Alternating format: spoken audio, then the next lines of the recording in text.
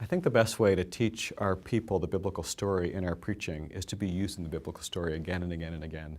I know when I left seminary, I felt like every sermon had to have two things. It had to have some theological point that really mattered, and then it had to have some story from film or movies or my life or your life that illustrated that theological point.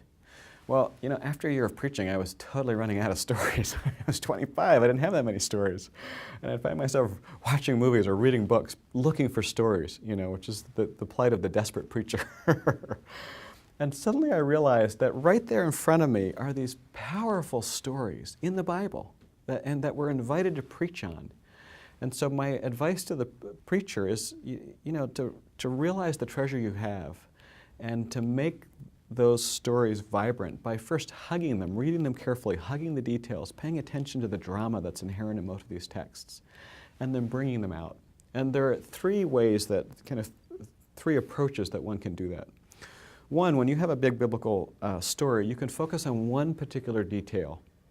I heard a sermon once, actually two sermons by students, both on the same passage. It's the story in John 4 about a Samaritan woman who meets Jesus at the well. One of them paid attention to the fact that she was coming to get water at noon.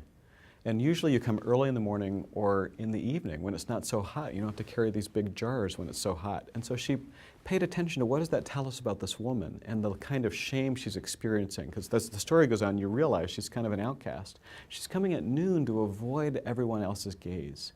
And then the sermon was when and where do we often feel like that? And then what happens when Jesus encounters this woman in us? Another preacher focused on the fact that although she had come to gather water, a really important task in the first century world, she leaves her jar behind. It's never mentioned that she encounters Jesus and sees a new possibility for her life in faith, and a life with God, and leaves it behind because she can't wait to tell. And then the preacher asked, what are those things that we bring to worship that are burdensome and we might leave behind being encountered by the message of the gospel? All right, so one is to focus on a detail. Another is to contemporize the story, to retell it, but to change the details. So the plot line's the same, but the setting is different. So it's Zacchaeus, and you imagine the car he drives, or the Rolex he's wearing, or the kind of suit he's dressed in, or David entertaining Bathsheba and mixing a martini for her in his penthouse loft, which is absolutely true to the story in terms of him looking out of his penthouse down on Bathsheba, but allows us to hear it anew. So second, contemporize.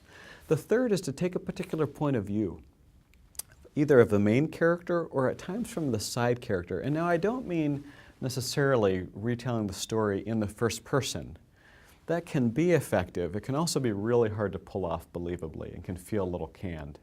But to ask us to imagine what the point of view of that character is, or how the character might have heard that word, or what the emotions or questions might be. One of my favorites is in the great catch of fish stories that are in all the Gospels, where the disciples are out fishing all night and they haven't caught anything. And Jesus says, you know, men, I see you have caught no fish. Throw your net on the other side of the net. I just imagine Peter being like, oh, you know, I had never thought of that. It never occurred to me. Like, what a brilliant idea. We've been fishing on the left side of the boat all night long. You know, and the sort of allow them to be human characters and to have human emotions, you know, whether it's anger or frustration. Tell the story from the point of view of a character, which invites then it pulls us immediately into the story that way. In all these ways, we can take the treasure that's there and make the biblical story come alive in the hearing of our people.